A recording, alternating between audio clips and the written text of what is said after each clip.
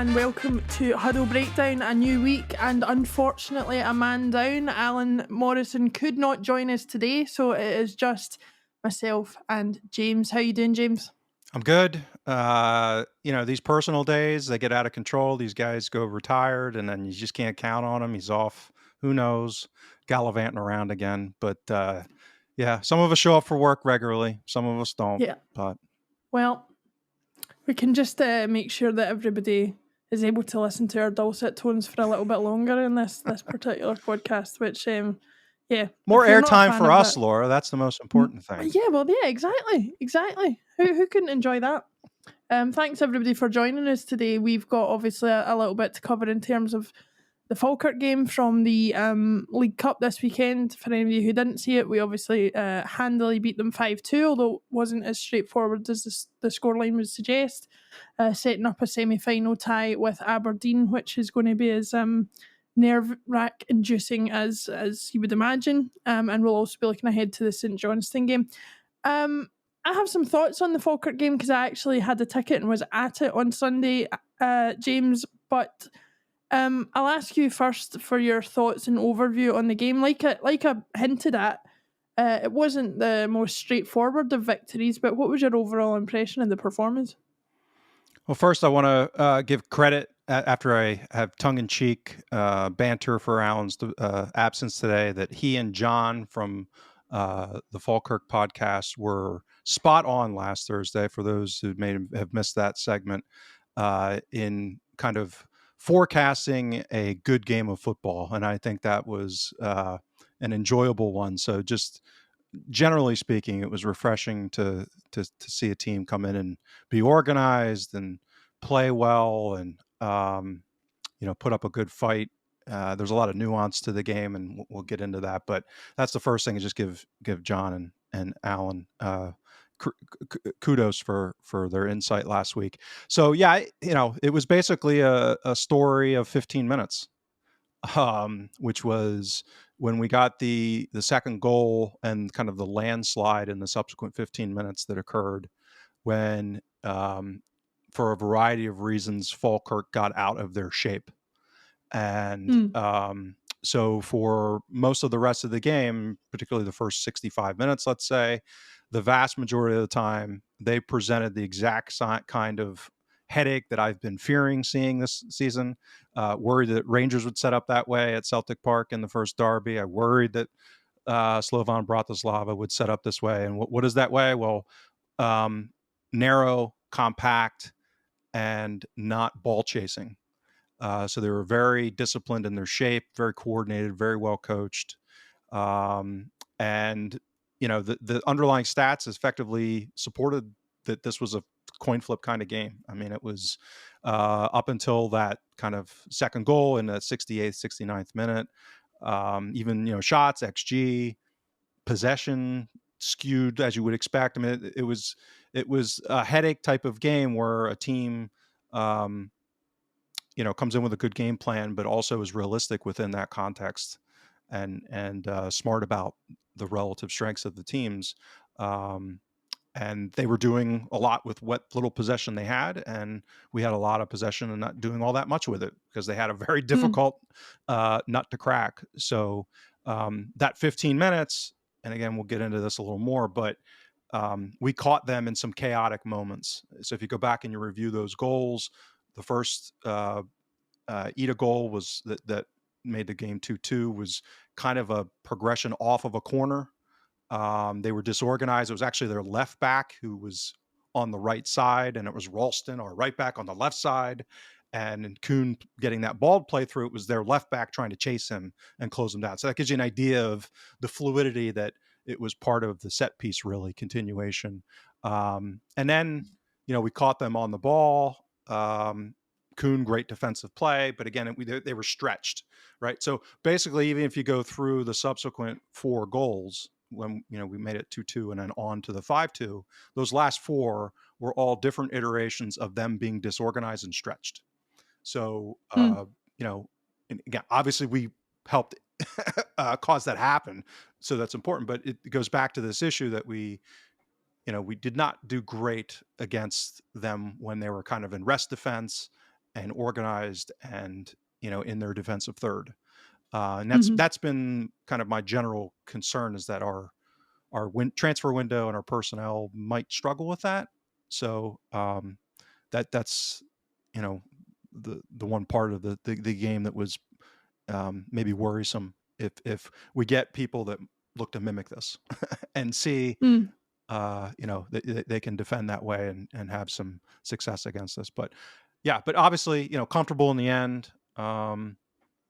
But yeah, it's nice to have the horsepower to come off the bench that we had, which would certainly help change the game. So yeah, that's kind of the high level summary. Yeah, I very much agree with the majority of that. Looking at the first half specifically, so as I said, I was at the match. I was sitting in, for anybody who knows, and everybody watching this will, anybody knows the layout of Celtic Park. I was sitting in the south stand, the family section, in between the away support and the dugout. So I was pretty much in line with the middle of the attacking half that Celtic were attacking into for the first half. And I don't know if it was just because of the level I was sitting at. It was quite a low down seat in terms of height from the pitch. In fact, it was probably about level with the pitch. And so from that angle, I don't understand how managers actually see the game when they're standing in a dugout, because all you see in a lot of ways, unless you focus on something specifically, like a particular player, or you follow the path of the ball without strain from it, it can very much start to become like a kind of just a kind of mash of players running in all directions in front of you. But once I got used to it, the first half struck me that although they weren't ball chasing, I felt Falkirk, they always had a player closing down the ball, but they were very disciplined about who it was that was doing it. So like you say, I think ball chasing obviously can sort of merge into, like you see kids playing the game where a bunch of players come over. And I actually see professional teams do that all the time when they're kind of misinterpreting, I think, what gegenpressing is. Yep. And they have far too many players try and crowd out the player. But as I've learned from being on this podcast and how dangerous pack passing can be, if you get that wrong and a player makes the right pass, they can take out a number of players if you get that wrong. Falkirk, to my impression, were very good at switching who was closing down, but always having someone close down. But even though the first half ended 2-1, I did worry for them in the second half, because the intensity with which they were doing it was so magnified, and you could see the players tiring even towards the end of the first half, I would say. And so you had a kind of, the neutral might have had a worry for them that this could all go Pete Tong in the second half. But again, looking back at the first half, I mean, I kind of thoroughly enjoyed seeing a team come and try to make something of the game. I think far too often, like you say, teams have sat in and waited for us to break them down, and some of them haven't even attempted to counter-attack. Falkirk, I wouldn't call it a counter-attacking game, but they certainly looked to make sure that every time they managed to get possession of the ball, they moved up the field quickly. And I thoroughly enjoyed it. Was there anything from the first half in particular that they obviously went in at the lead that you thought they did well or Celtic did poorly? Well, I think the thing that they were able to do was to kind of build into the game. So they, a lot of times what we'll see is opponents that come out and, is it kind of shoot their wad, as a gambler comes in and bets too big right away and they lose their stake and then they're done quick. Well, we see that a lot in the first kind of 5 to 10 minutes of games, even those teams that are front footed that try to high press, or, they kind of throw it all out there in the first 5 to 10 minutes and then they're almost spent, to your point. So I think they were, while they were aggressive, they were intelligently so. So this goes back to this idea when we talked to John last week, that their underlying data has been supporting this really good run that they've been on, and it looks like pretty clearly, and I think Sunday validated this, is that they're extremely well coached. I mean, they weren't running around like headless chickens. Their pressing triggers, their organization, what you were talking about, who's going to the ball, all of this was very coherent and disciplined. So I don't think while I agree with you, there was a lot of intensity, they were channeling that intensity, that energy productively. So that they Mhm. weren't going out, they weren't serial dessers running 40 yards to try to close down a keeper who's just going to tink the ball to the right. It's that kind of Mhm. wasted energy that you see teams that'll, that aren't as smart. So they were kind of controlled in their bursts, and it kind of built through the first half. So as the first half was going on, they were actually kind of gaining in strength, and their defensive line was kind of moving up the pitch. Mhm. And the other thing I'll say that they did well, ultimately, I'd say on balance, he had a decent game, but their keeper um, was also very aggressive in coming off his line to Mhm. nullify the balls over the top. Yeah. And that's Which we were trying an awful lot. Yep. Yep. Yeah. So,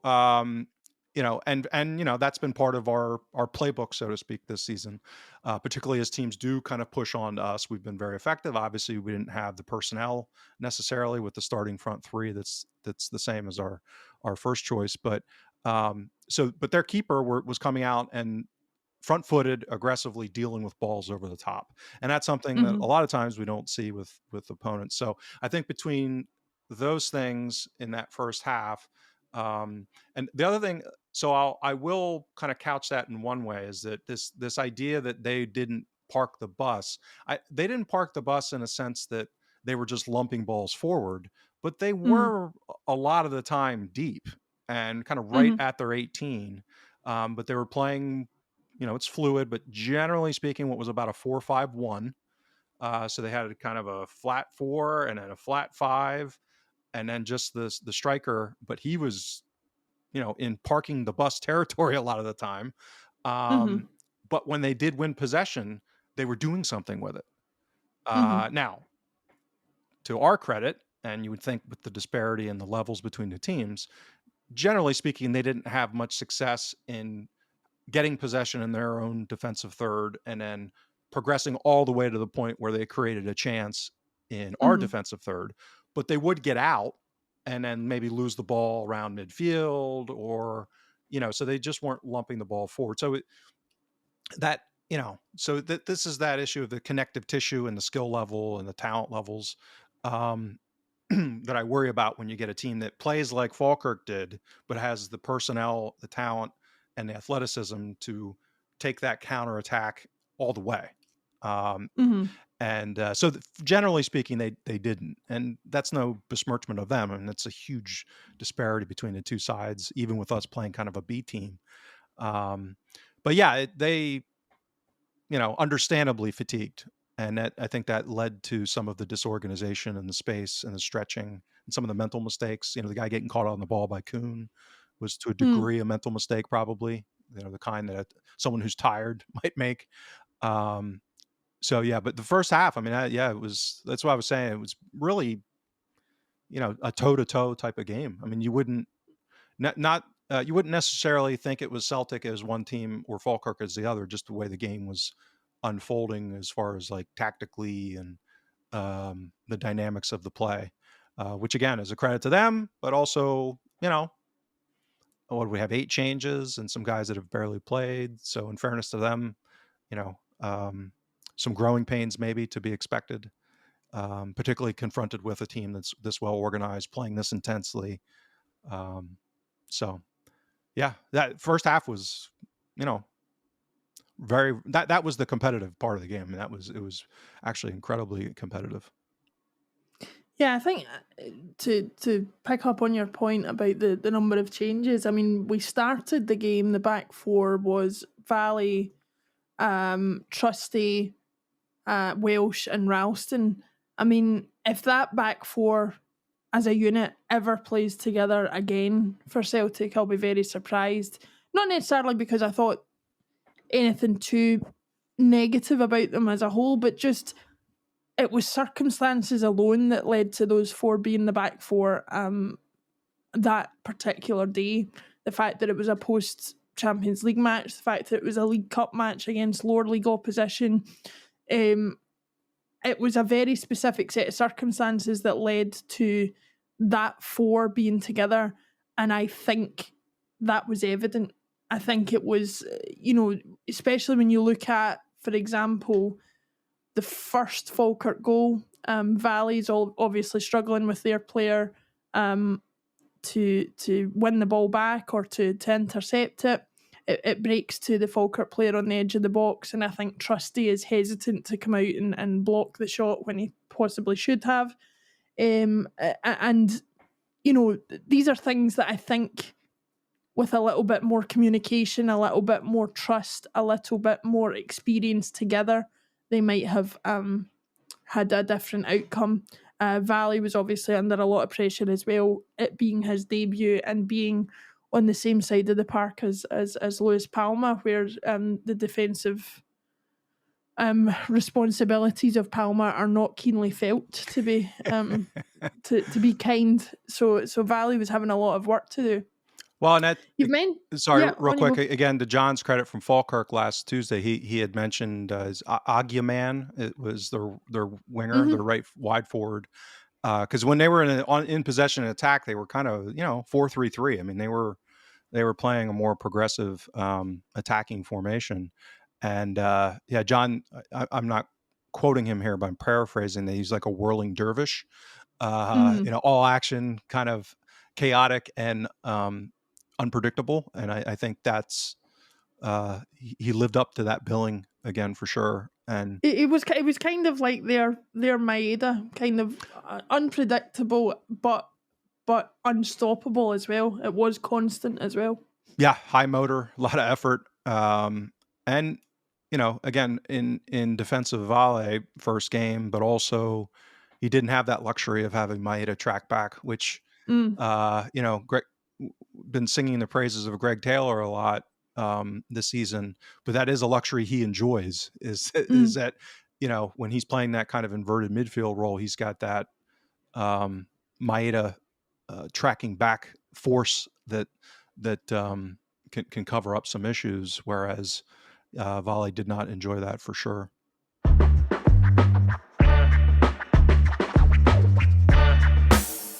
It's something that I wanted to touch on, actually. I don't know if you have any numbers on it from the game or anything like that, or whether you just want to offer an opinion, but I wondered aloud after the game whether Lewis Palma will ever play in a Celtic shirt again. That might seem a bit too extreme. I'm sure he'll make some appearances, but he had an opportunity here to remind the manager why he's a valid option on that left-hand side. We've talked very often on this podcast about how play has focused down the left-hand side an awful lot. I felt that we almost didn't have that option on Sunday because he was not offering very much down that side. What about him do you think is not delivering in comparison to, say, a Maeda or even Forrest when he is on that side seems to provide a little bit more than Palma is managing to do at the moment? I think he's basically been the player that he was when we signed him. I don't think there's anything surprising. I labeled him when I did my benchmarking of exercise of his tenure. I think he was in Greece, I think most recently. I forget wherever he was, somewhere in the Mediterranean. I called him a compiler, meaning that he's all action, attacking. He does a lot of stuff, but he's not all that good a lot of the time. He makes a lot of attacking passes. Some of them come off, a lot of them don't. He'll shoot from anywhere. He's not he's not a great decision maker basically on the ball. And he's not a high motor defending kind of guy. He's kind of almost like a luxury player, but with a winger who doesn't have, I'd even say average pace. He's probably a tick below average for a winger. So you throw all that together, and I was never really a fan of the signing. Again, at times he'll pull some tremendous things off, great crosses, great creative passing, or even, a worldly shot from 25 yards type of thing. But on balance, I think he's, less than what we would want to have. Now, having said all of that, I think the criticism of him coming out of Sunday is largely confirmation bias, meaning Mm-hmm. that James Forrest was pretty putrid in the game too. Mm-hmm. And again, I think that has to do as much with system issues, meaning that Hatate had a bad game. So when you start having multiple players in similar roles not really having good games, that's when I fall back into these issues of, okay, the other team may have got their tactics right. um, and that, they presented challenges that some of these guys aren't necessarily used to, and or they haven't played that much, and between all of that, you kind of end up with these clustering of pretty bad performances. So I didn't think Palma was unusually bad for Palma. I think he was just kind of his normal self within the Mm-hmm. context of a team that wasn't functioning well, um, against an opponent who was functioning well, given kind Yeah. of the tactical game plan. Yeah, and the regardless of whether it was an off day for us or a tactical masterclass from Falkirk, we went in at 2-1 at half time. Uh, the manager gave it 15 minutes in the second half, and around the hour mark, rung the changes with 4 changes. I think Kuhn came off the bench, Engels, Taylor, and the last one escapes me. I can't remember who it was. Yang, that's right. Yep. So they came off the bench and replaced their respective counterparts who were on the field, and the game picked up massively from then. We ended up obviously winning the game 5-2. Let's talk a little bit about Nicolas Kuhn. He is receiving a lot of the plaudits, obviously, for 2 goals that he scored, but also for the way in which he increased their pace of play up front, I think, and the way he was taking the ball directly to players, and the fact that he was doing the one thing that I wanted him to do for weeks beforehand, which is actually take a shot for once in a while rather than 3 or 4 touches. He scored those 2 goals. He was really the difference maker for us on Sunday. What do you make of the start he's had to the season, and the fact that it seems to be, in my opinion anyway, a little bit more of a permanent sort of feature of his game than we maybe suspected it would be at the start? Yeah, I think Alan wrote something this past week about whether he's the replacement for Jota that we've been looking for. And Mm-hmm. I almost think of him as from a production perspective, he's beginning to get to that point. So hopefully that continues. But he does it in almost the exact opposite way of Jota, in that Jota didn't have high end pace. He was more of a trickster on the ball, very creative, and he would beat his man 1v1 by tricking him and getting past him. Whereas Kuhn is just raw athleticism. I mean, he just Mm-hmm. blows by people. And that's, I think speaks to the point of the severity of his dental issues or whatever issues he was dealing with and losing weight when he arrived last winter. Was, he almost didn't look like he was fast when he was playing No. last season. So, some of that could be adjustment, but that's, just running fast is kind of, when you roll out of bed, if you're fast, you're fast, if you're, Mm-hmm. if you're feeling 100%, so to speak. So I think that speaks to maybe how severe what he was dealing with was. And starting in the preseason, I mean, he just looked a different player with that element of speed. And I think that's a part of it. To a degree, it was unfair. I mean, you're that poor left back for Yeah. Falkirk who's spilled their guts for an hour, and then you have guy who's like at a European level, got elite speed, who comes on fresh and just, I mean, so you can have some empathy for the Falkirk left back, but yeah, so he came on, and as I mentioned earlier, in those instances where the game got more stretched, he is the perfect player for that. I mean, because of his speed, talked about it last week about and giving him credit about his work rate, his intensity. He seems to have really bought in to kind of the team effort mentality, which was emblematic of, when he pressed the left back and took the ball off him and played Ida through. So my concern with him, to your point, that you mentioned, was the evidence is a little erratic on his decision making, particularly on the ball. and his kind of close control on the ball skills are probably not his strength, right? So that's again where Mhm. he's kind of the opposite of Jota. So, at a European level, when he confronts a left back who might be as fast as him and maybe bigger and stronger, we'll see how his ability to take that person on will go. But yeah, at this level and the vast majority of the time, particularly against teams that do try to squeeze the game up, where we do get space in behind, or they're allowing these pockets of space like Bratislava did. Um, he's got the speed and the quickness and the athleticism to just tear people apart, and that's was on full evidence on Sunday. Yeah, I suspect it's not going to be the last time we see that type of defence splitting pass from Engels and Kuhn running on to score. Yeah, that's actually so. Out of all of the research and analysis I've done on the Engels signing, the one part of his attacking play, other than he's looks to be a gifted ball striker. I mean, he's someone kind of like Turnbull in that sense. I mean, just pure kicking the ball and shooting or delivering a set piece. Like they seem to be skilled in that way.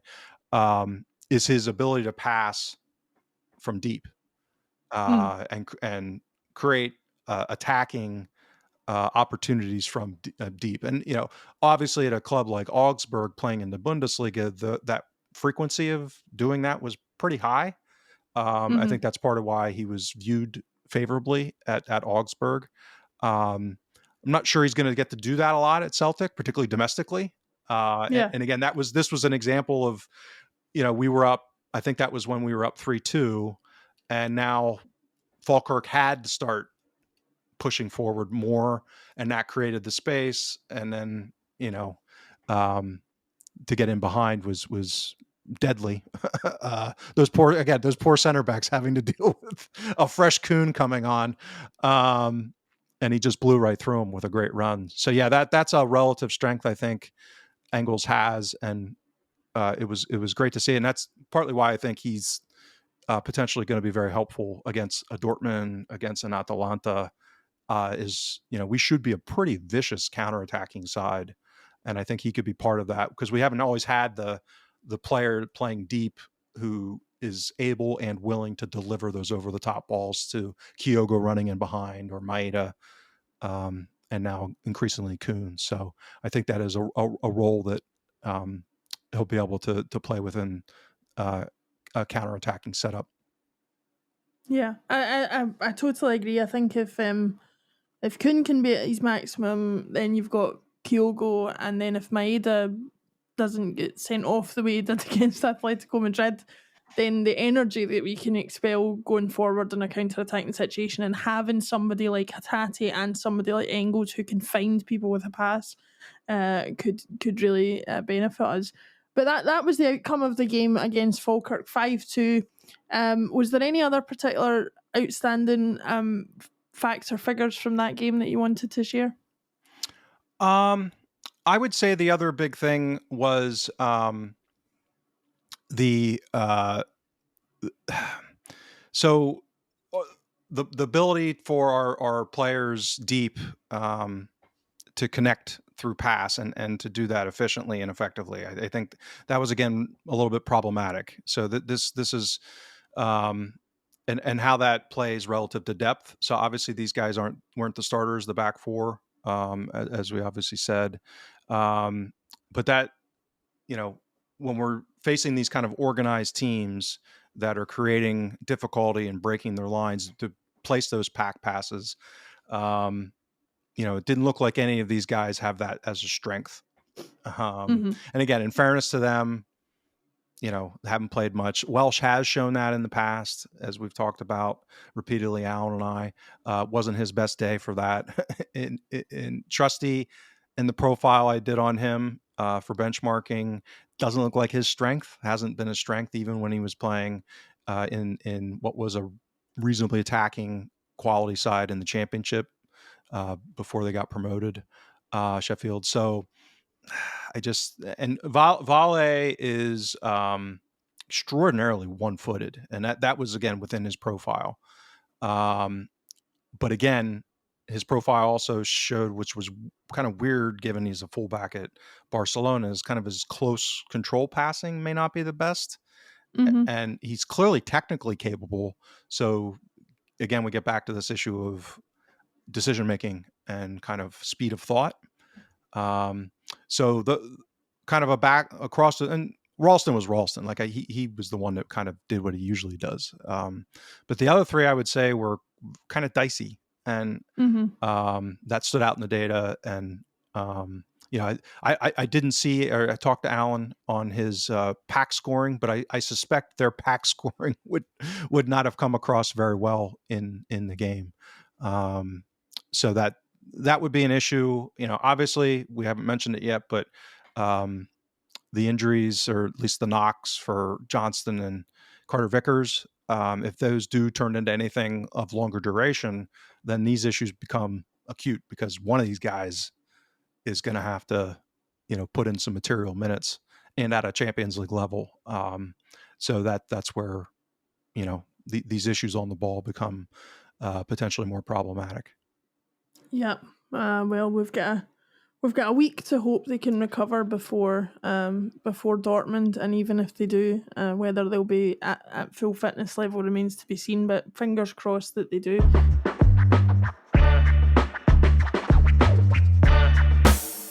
We're going to go ahead and look at our next opponent, which is this weekend. We are away to St Johnstone. Now, having talked as positively as we have about Falkirk and the way in which they came into the match and tried to give us a game, one highly suspects that is not going to be the case with St Johnstone. As we record, they currently don't have a manager. Craig Levine, I don't know if he was agreed to leave the position or was sacked, or what the definite wording of that is, but safe to say he is no longer in position in Perth. And we're going up against a team who, from my cursory glance at the table, have only got one victory from this season so far. That was against Kilmarnock back in August, and a victory against Kilmarnock is nothing to write home about so far this season.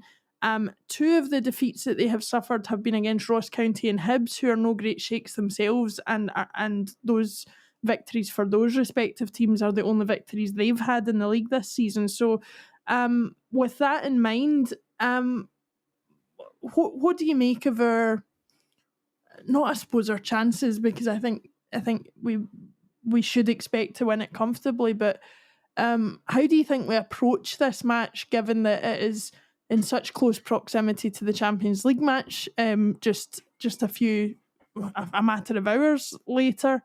Are we going to see a similar team take the field to the one that took the field against Falkirk, do you think? I would think so. I would guess that we'll come out with the starting full strength team. I could see a case to be made for Ida, theoretically over Kyogo. I wouldn't do it, but again, I could see a reasonable case to be made why you'd start Ida and keep Kyogo fresh for what's going to be a heavy shift in Dortmund. One would expect for him. So, so St. Johnstone are actually bottom of the only table that matters, Laura, the XG table.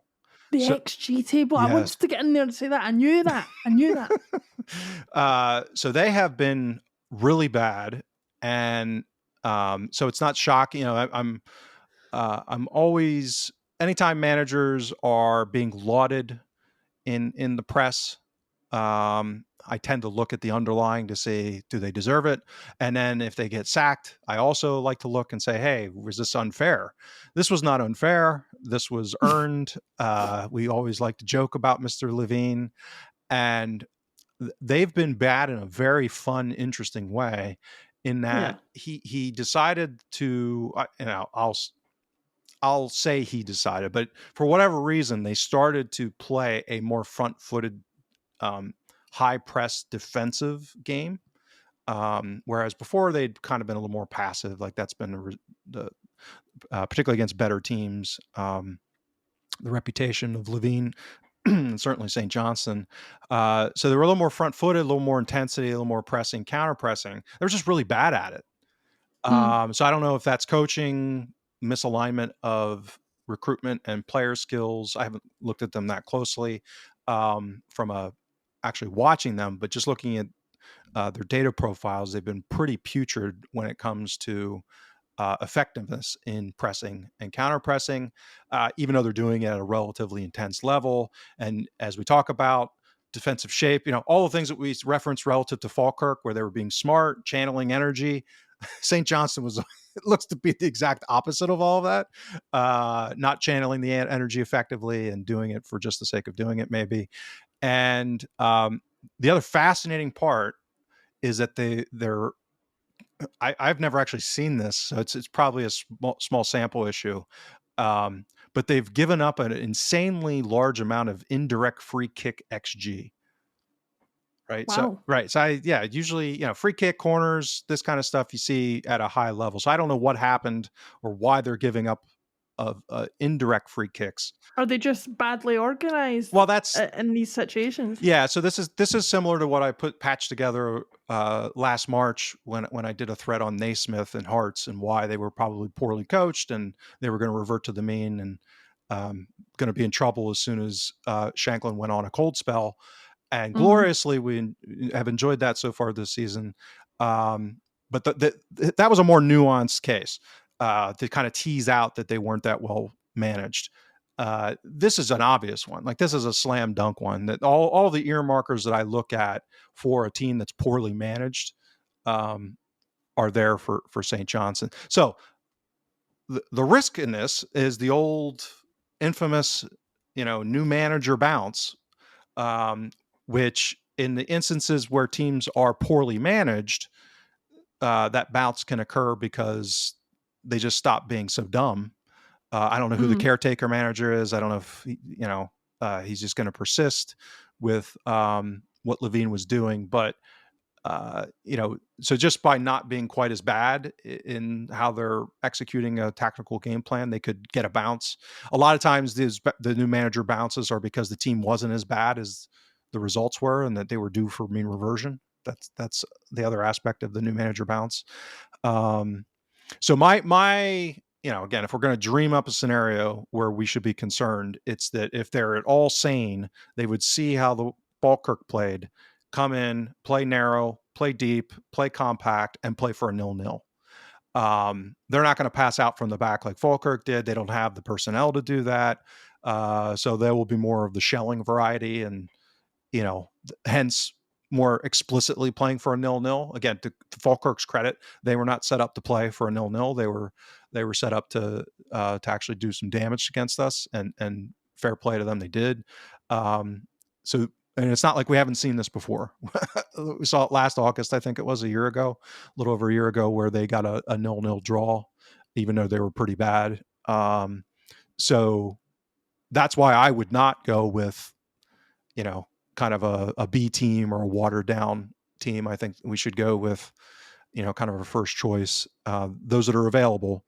The last thing I'll say is that they've been oddly good and bad at set pieces, meaning that they've done a decent job at creating chances off of set pieces, but they're also terrible at defending them. So another marker for a bad, poorly coached team. So that could be both an opportunity, but a threat if they do get some chances from set pieces. They're at least big enough to give us, particularly with Carter Vickers out, it looks like, at least for Saturday. He's one of our primary aerial defenders, very strong in that regard. So McDermott Park isn't an artificial pitch, is it? No. But I just wondered if that was a factor. But I believe it's a little, not significantly, but it's, I think on the margin, it's a little narrower than Celtic Park. And so you'll get, again, this goes back to competence. They should be doing long throws into the box if they get any throws within any range that makes that possible. This should be very comfortable, 3-0, 4-0 type of variety. Their keeper's been terrible too. very small sample size. Again, I'm not. That's just what it has been. I'm not saying he's a bad keeper necessarily. It's just he's been poor so far in the league this season. So yeah, when this should be a comfortable one. But if I'm dreaming up a scenario where I'd be worried, it's that 0-0. They puck the bus more effectively, and we have another off day as far as penetrating lines. Yeah, I think they no longer have a Xander Clark to play out their skin against us like he always used to do. So more to our benefit, obviously. I should correct myself before I get absolutely hounded in the comments on this one, but Ross County actually drew 3 each with them. That wasn't one of their victories. So just to correct myself before anybody It was a moral says, victory. It was a moral victory. It was a moral victory, yes. For which of them I don't know. Both but, at this point. yeah. And my knowledge of random Scottish football managers over the years says that I'm going to put my money on either Mark McGee or Ian McCall being in charge on Saturday. I don't know what the employment status is of either of those two gentlemen, but they seem to pop up from time to time, so we'll see. It's going to be an interesting one, and I hope a relatively comfortable game for us, because we obviously don't have long to go before the game in Dortmund. Hopefully we'll get a chance to speak to you all before then. James, is there anything you want to share about the upcoming show on Thursday before we sign off? We're hoping to have Alan back, obviously. We believe, worked out Martin's technological gremlins in his setup.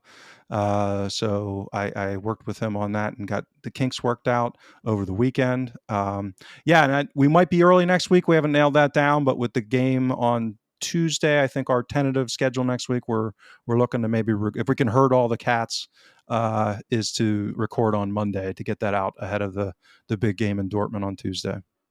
Yeah, because no disrespect, James, but this time next week I'm hoping to be in a pub somewhere at this point in time. So fair enough. I'm trying to work that out myself to get to a CSC for the game, but I'm not sure I'm going to be able to pull it off. But yeah, so we'll see where we are. There will be some form of show for you hopefully next week. At what point it will be, we're not entirely sure, but we'll get there when we can. James, that was very enjoyable. I do love Alan's company, but you've been fantastic company today too. Well, the rarity from which I hear that from women is extraordinary. So thank you. Believe me, it's a cherished compliment. Well, the rarity with which I'm called a woman is is rare too. So we'll both take a compliment from that. And until next week, everybody, we'll see you then. Join the guys on Thursday as always for a little bit more. That has been the Huddle Breakdown.